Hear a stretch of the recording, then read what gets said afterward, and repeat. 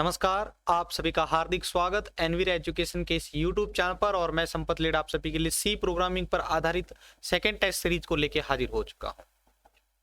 आज इस वीडियो के अंदर हम कुछ थ्योरी कॉन्सेप्ट को समझने के साथ ही कुछ प्रैक्टिकल क्वेश्चंस को भी साथ में करने वाले हैं।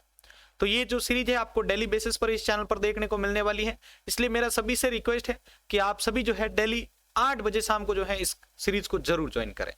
तो चलिए शुरू करते हैं आज की इस वीडियो को।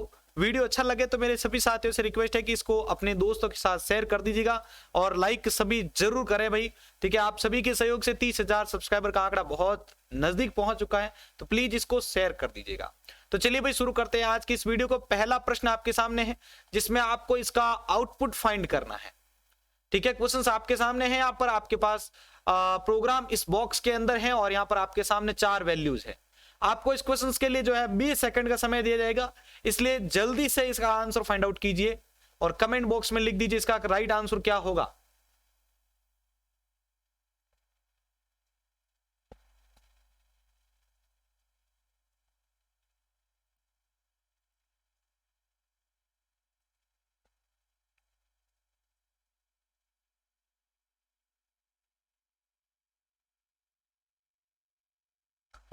तो बिल्कुल जिन लोगों ने कोशिश की है इसका आंसर देने की, तो उन्होंने बहुत अच्छा प्रयास किया है। यहां पर इस प्रश्न का जो राइट आंसर होगा वो होगा आपका A20।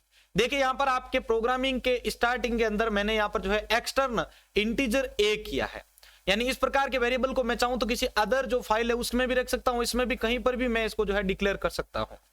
तो मैंने यहाँ पर जो है एक्सटर्न इंटीजर A किया है। अभी तक इसके अंदर मैंने कोई भी वैल्यू को ऐड नहीं किया, मतलब इसके अंदर ऐसा ही नहीं किया है।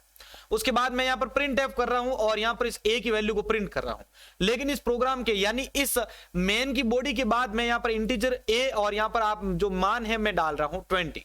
मतलब ये जो A का वैल्यू है 20 वो एक्सटर्न टाइप का है, तो यहां से ये जाएगा A के अंदर और जो आपका प्रिंट होगा वो होगा 20 वैल्यू। तो यहाँ पर A वाला ऑप्शन इसके अंदर सही होता है। चलिए इसी क्रम में आगे बढ़ते हैं और प्रश्न संख्या 2 को देखते हैं। दूसरा प्रश्न आपके सामने आ चुका है, तो प्रश्न बहुत ही अच्छे से समझना है आपको। इसके लिए भी आपको जो है 20 सेकंड का समय दिया जाएगा।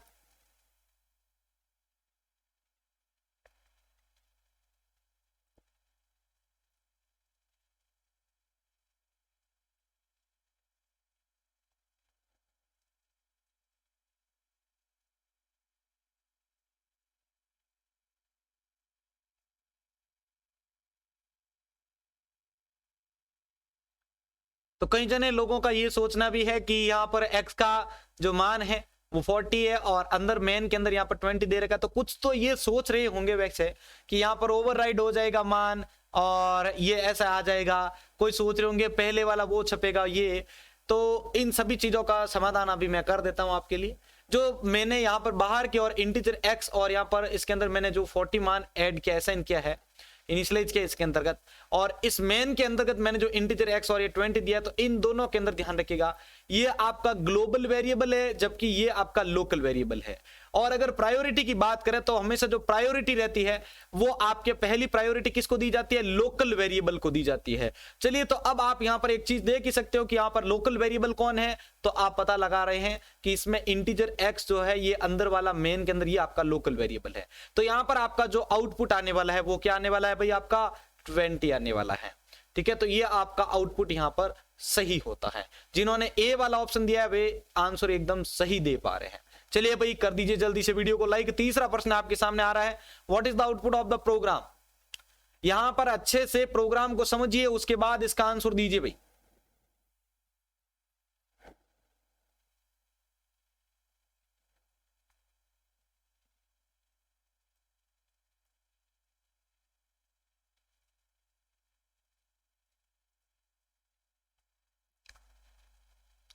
चलिए अगेन 10 सेकंड का और समय, फटाफट आंसर दे दीजिए इसका।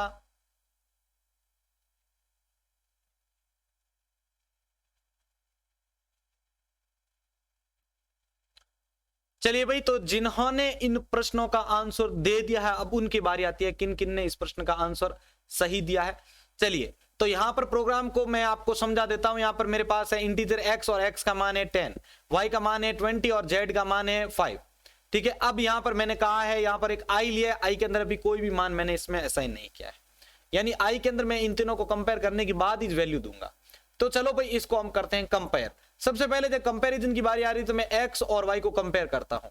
तो यहां पर मैं कंपेयर करने के बाद मुझे मिलते हैं कि क्या एक्स का जो मान है वो वाई से छोटा है क्या, तो वाई का मान है 20, ठीक है, ये आपका आ गया 20 और इसका मान है आपका 10, यानी 10 जो है 20 से छोटा है। चलो तो यहां पर मैं इसको यहां पर समझाता हूं अच्छे से। जो आपका x का मान है वो y से छोटा है, मतलब क्या है, ये जो कंडीशन है वो ट्रू हो चुकी है, तो यहां पर ये रिप्लेस हो जाएगा 1 से। अब यहां पर आपका है ये और यहां पर आता है आपका z।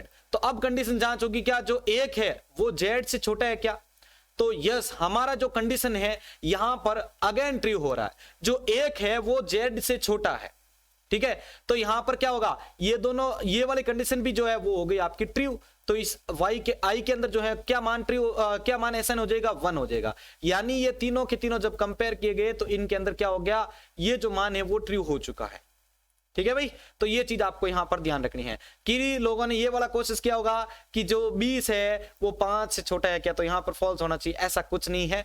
यहां पर जब पहला एक्सप्रेशन सॉल्व होगा एक्स और वाई वाला तो यहां पर 1 था, ठीक है, 1 हो गया क्योंकि ट्रू का मान 1 होता है। अब 1 जो है वो जेड से छोटा है तो वो आपके इसके अंदर चला गया, यानी ये दोनों की दोनों कंडीशन कंपेयर करने पर 1 आ रही है, इसलिए यहां पर आपका आउटपुट ये होगा। चलो आगे बढ़ते हैं भाई नेक्स्ट प्रश्न की ओर। चौथा प्रश्न है what is the output of the program. अब प्रोग्राम अगेन आपके पास आ चुका है, अच्छे से इसको समझिए और इसका आंसर दीजिए।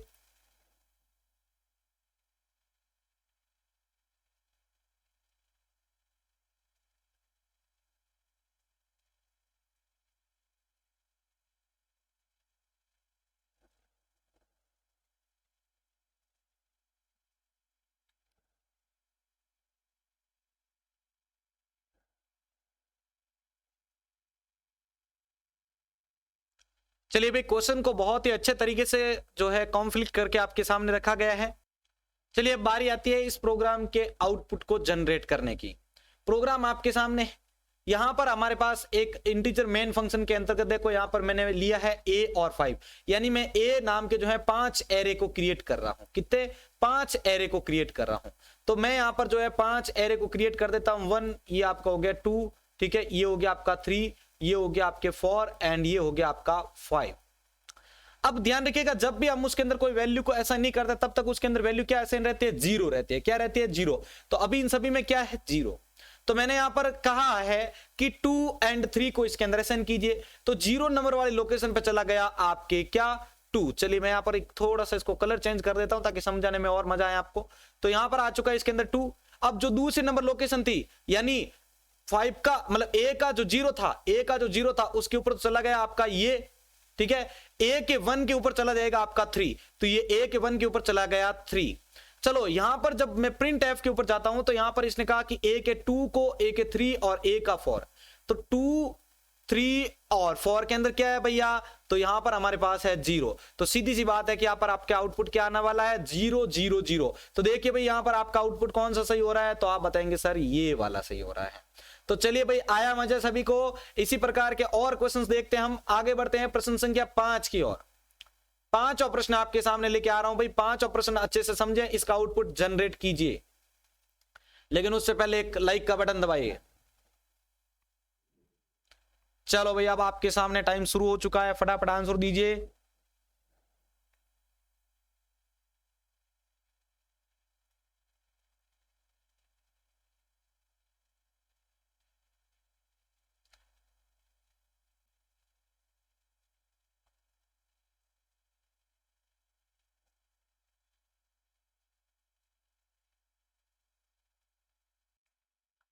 चलिए भाई ऐसे क्वेश्चंस को जो है हम पहले भी डिस्कस कर चुके हैं, लेकिन वहां पर सिर्फ एक वेरिएबल ही था।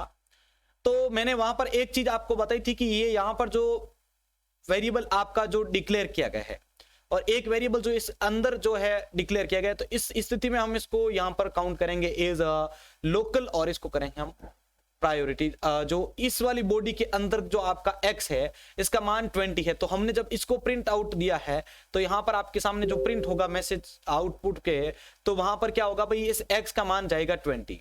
और उसके बाद हम बारी लेंगे दूसरा जो इस बॉडी के बाहर वाला जो x है, ग्लोबल के तौर पर आप इसको मान सकते हैं, तो इसका मान है 40। तो यहां पर ये आपका आउटपुट इसका देगा क्या, 40। तो यहां पर 20 एंड 40 वाला जो आंसर है वो एकदम सही होता है। ठीक है भाई, अगला प्रश्न आपके सामने छठा, who invent C programming language. अच्छे से देखिए इस प्रश्न को और आंसर दीजिए। Who invent C programming language, C programming भाषा का आविष्कार किसके द्वारा किया गया था? आंसर जल्दी से लिख दीजिए।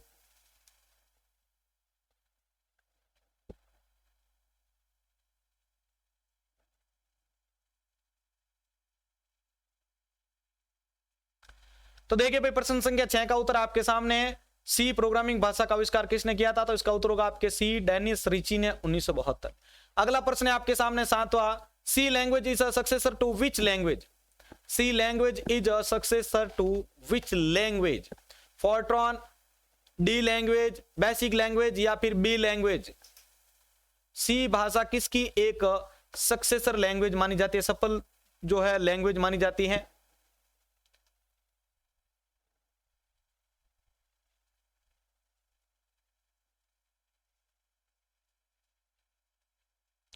तो बिल्कुल यहां पर इसका जो राइट आंसर होगा वो होगा आपका डी, बी लैंग्वेज। बी जो थी वो बीसीपीएल से आपको पता है जनरेट की गई थी, BCPL sorry, basic combined programming language. ठीक है, इससे जो है आपके यूनिक्स ऑपरेटिंग सिस्टम को जो है अच्छे से क्रिएट करना चाह रहा था। अब देखो यहां पर क्या हुआ कि इस बी लैंग्वेज के माध्यम से इतना इसको अच्छे से जनरेट कर नहीं पाए थे, इसलिए फिर जो है इससे जो है सी लैंग्वेज का आविष्कार किया गया था और सी लैंग्वेज के अंतर्गत जो है उसको ज्यादा जो है डेवलप किया गया था यूनिक्स ऑपरेटिंग सिस्टम को। अगला 8वां प्रश्न आपके सामने, C is type of programming language. C किस प्रकार की भाषा है? Object oriented, procedural, bit level language या फिर फंक्शनल?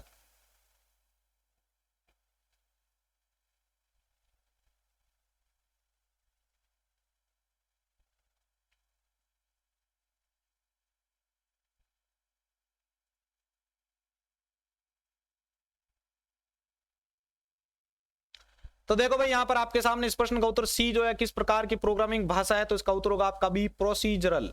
ठीक है, जो सी प्लस प्लस है वो आपकी ऑब्जेक्ट ओरिएंटेड लैंग्वेज है, ध्यान रखिएगा।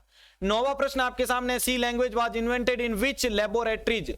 सी भाषा का आविष्कार किस लैब के अंतर्गत किया गया था? Unilever labs, IBM labs, AT&T Bell labs या फिर वेरिजॉन लैब्स?